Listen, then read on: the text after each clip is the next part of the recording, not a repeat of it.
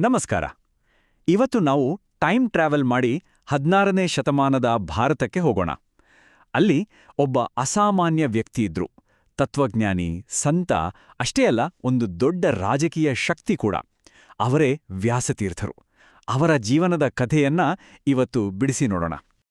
ಒಬ್ಬ ವ್ಯಕ್ತಿ ಇಷ್ಟೆಲ್ಲ ಆಗೋಕೆ ಸಾಧ್ಯನಾ? ತತ್ವಜ್ಞಾನಿ, ರಾಜ ಸಲಹೆಗಾರ, ಸಂಗೀತಗಾರ, ಅಬ್ಬಾ, ತರ್ಕ, ಫಿಲಾಸಫಿ ಅಂತ ಜಟಿಲ ವಿಷಯಗಳಲ್ಲಿ ಮುಳುಗಿದ್ದವರು ಒಂದು ದೊಡ್ಡ ಸಾಮ್ರಾಜ್ಯದ ರಾಜಕೀಯ ತಂತ್ರಗಳನ್ನು ಹೇಗೆ ರೂಪಿಸೋಕೆ ಸಾಧ್ಯ?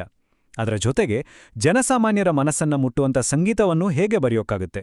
ಹೌದು, ಕೇಳೋಕೆ ಆಶ್ಚರ್ಯ ಅನಿಸಿದ್ರೂ ಇದು ನಿಜ. ವ್ಯಾಸತೀರ್ಥರು ಈ ಎಲ್ಲ ಪಾತ್ರಗಳನ್ನು ತುಂಬನೇ ಅದ್ಭುತವಾಗಿ ನಿಭಾಯಿಸಿದರು. ಬನ್ನಿ, ಅವರ ಜೀವನದ ಒಂದೊಂದೇ ಮಜಲುಗಳನ್ನ ಈಗ ನೋಡೋಣ. ಹಾಗಾದ್ರೆ ಮೊದಲು ಅವ್ರು ಯಾರು, ಅವರು ಬದುಕಿದ್ದ ಕಾಲ ಹೇಗಿತ್ತು ಅನ್ನೋದನ್ನ ಅರ್ಥ ಮಾಡ್ಕೊಳ್ಳೋಣ. ನೋಡಿ, ವ್ಯಾಸತೀರ್ಥರು ಅಂದ್ರೆ ಒಂದೇ ಹೆಸರಲ್ಲ.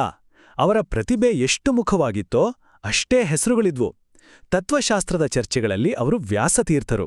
ವಿಜಯನಗರದ ಅರಮನೆಯಲ್ಲಿ ಅವರೇ ವ್ಯಾಸರಾಜರು. ಇನ್ನು ತಮ್ಮ ಗ್ರಂಥ ವ್ಯಾಖ್ಯಾನಗಳಿಂದ ಚಂದ್ರಿಕಾಚಾರ್ಯ ಅಂತಾನೂ ಹೆಸರುವಾಸಿ. ಅಷ್ಟೇ ಅಲ್ಲ, ಸಂಗೀತ ಲೋಕದಲ್ಲಿ ಕೃಷ್ಣ ಅನ್ನೋ ಅಂಕಿತನಾಮದಿಂದಲೂ ಅವರೇ ಫೇಮಸ್. ವ್ಯಾಸತೀರ್ಥರ ಸಾಧನೆ ಎಷ್ಟು ದೊಡ್ಡದಂತ ಅರ್ಥ ಆಗ್ಬೇಕಾದ್ರೆ ಮೊದಲು ಅವರು ನಂಬಿದ್ದ ದ್ವೈತ ಸಿದ್ಧಾಂತದ ಬಗ್ಗೆ ಸ್ವಲ್ಪ ತಿಳ್ಕೋಬೇಕು. ತುಂಬಾ ಸಿಂಪಲ್ ಆಗಿ ಹೇಳೋದಾದ್ರೆ, ದ್ವೈತ ಅಂದ್ರೆ ಜೀವ ಅಂದ್ರೆ ನಾವು ಮತ್ತೆ ದೇವ್ರು ಇಬ್ರು ಬೇರೆ ಬೇರೆ ಅಂತ ಹೇಳೋದು. ಆದ್ರೆ ಆ ಕಾಲದಲ್ಲಿ ಎಲ್ಲರೂ ನಂಬ್ತಾ ಇದ್ದಿದ್ದು ಅದ್ವೈತ ಸಿದ್ಧಾಂತವನ್ನ, ಅಂದ್ರೆ ಜೀವ ಮತ್ತು ದೇವ್ರು ಒಂದೇ ಅಂತ. ಸೊ ಇಂಥ ಒಂದು ಸವಾಲಿನ ಸನ್ನಿವೇಶದಲ್ಲಿ ವ್ಯಾಸತೀರ್ಥರು ದ್ವೈತ ಸಿದ್ಧಾಂತವನ್ನ ಗಟ್ಟಿಯಾಗಿ ನಿಲ್ಲಿಸಿದ್ರು. ಇಂಥ ಒಬ್ಬ ಮೇಧಾವಿ ರೂಪುಗೊಂಡಿದ್ದು ಹೇಗೆ? ಅವರ ಬಾಲ್ಯದಲ್ಲೇ, ಅವರ ಶಿಕ್ಷಣದ ದಿನಗಳಲ್ಲೇ ಅವರಲ್ಲಿದ್ದ ಅಸಾಮಾನ್ಯ ಪ್ರತಿಭೆಯ ಕುರುಹುಗಳು ಕಾಣಿಸ್ತಾ ಇದ್ದು. ಬನ್ನಿ, ಆ ಕಥೆಯನ್ನ ಕೇಳೋಣ. ಅವರ ಜೀವನದ ಆರಂಭಿಕ ಘಟ್ಟಗಳನ್ನು ನೋಡಿದ್ರೇನೆ ಗೊತ್ತಾಗುತ್ತೆ ಅವರ ಬೆಳವಣಿಗೆ ಎಷ್ಟು ವೇಗವಾಗಿತ್ತು ಅಂತ. 16ನೇ ವಯಸ್ಸಿಗೆ ಸನ್ಯಾಸ ಸ್ವೀಕಾರ ಮಾಡಿ ಜ್ಞಾನಾರ್ಜನೆಗೆ ತಮ್ಮನ್ನ ಸಂಪೂರ್ಣವಾಗಿ ಅರ್ಪಿಸ್ಕೊಂಡ್ರು. ಅವರ ವಿದ್ಯಾರ್ಥಿ ಜೀವನದ ಒಂದು ಪ್ರಸಿದ್ಧ ಘಟನೆ ಇದೆ. ಒಮ್ಮೆ ವ್ಯಾಸತೀರ್ಥರು ಒಂದು ಗುಹೆಯಲ್ಲಿ ಪಾಠ ಮನನ ಮಾಡ್ತಾ ಮಾಡ್ತಾ ನಿದ್ದೆಗ ಜಾರಿದ್ರು. ಆಗ ಒಂದು ದೊಡ್ಡ ಹಾವು ಅವರನ್ನ ನುಂಗೋಕೆ ಮುಂದಾಯ್ತು. ಇದನ್ನ ನೋಡಿದ ಬೇರೆ ಶಿಷ್ಯರಿಗೆಲ್ಲ ಜೀವವೇ ಹೋದ ಹಾಗಾಯ್ತು. ಆದ್ರೆ ಕರೆಕ್ಟ್ ಟೈಮಿಗೆ ಅವ್ರ ಗುರುಗಳಾದ ಶ್ರೀಪಾದರಾಜರು ಅಲ್ಲಿಗೆ ಬಂದ್ರು. ಆ ಹಾವಿನ ಜೊತೆ ಅದರ ಭಾಷೆಯಲ್ಲೇ ಮಾತಾಡಿದ್ರು. ಆಗ ಆ ಹಾವು ವ್ಯಾಸತೀರ್ಥರನ್ನ ಬಿಟ್ಟು ವಾಪಸ್ ಹೋಯ್ತು. ಆವಾಗ್ಲೇ ಅವ್ರ ಗುರುಗಳಿಗೆ ಗೊತ್ತಾಗಿದ್ದು, ಈ ಹುಡುಗ ಸಾಮಾನ್ಯನಲ್ಲ, ಇವನಿಂದ ಇತಿಹಾಸದಲ್ಲಿ ಒಂದು ದೊಡ್ಡ ಕೆಲಸ ಆಗಬೇಕಿದೆ ಅಂತ. ಈಗ ಅವರ ಕಥೆಯ ರಾಜಕೀಯ ಭಾಗಕ್ಕೆ ಬರೋಣ. ವಿಜಯನಗರ ಸಾಮ್ರಾಜ್ಯದಲ್ಲಿ ಅವರ ಪ್ರಭಾವ ಎಷ್ಟರ ಮಟ್ಟಿಗಿತ್ತು ಅಂತ ನೋಡೋಣ. ವ್ಯಾಸತೀರ್ಥರು ಕೇವಲ ಒಬ್ಬ ಆಧ್ಯಾತ್ಮಿಕ ಗುರು ಆಗಿರ್ಲಿಲ್ಲ. ಚಕ್ರವರ್ತಿ ಕೃಷ್ಣದೇವರಾಯನಿಗೆ ಅವರು ಕುಲದೇವತೆಯ ಸಮಾನ. ಸಾಮ್ರಾಜ್ಯದ ಪ್ರತಿಯೊಂದು ಮುಖ್ಯ ನಿರ್ಧಾರದ ಹಿಂದೆಯೂ ವ್ಯಾಸತೀರ್ಥರ ಸಲಹೆ ಇದ್ದೇ ಇರುತ್ತಿತ್ತು.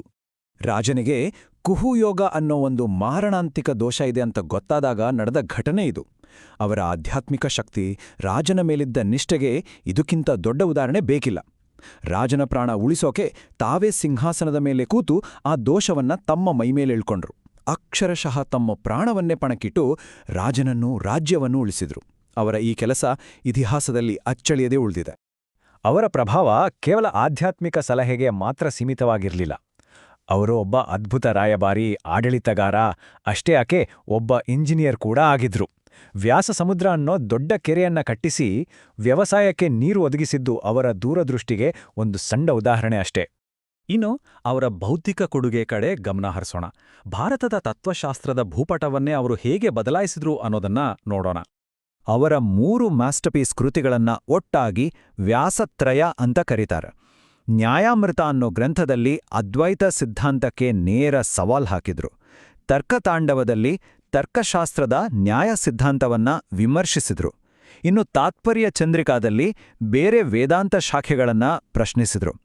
ಈ 3 ಪುಸ್ತಕಗಳು ಮುಂದಿನ 100 ವರ್ಷಗಳ ಕಾಲ ದೊಡ್ಡ ದೊಡ್ಡ ತಾತ್ವಿಕ ಚರ್ಚೆಗಳಿಗೆ ಕಾರಣವಾದವು.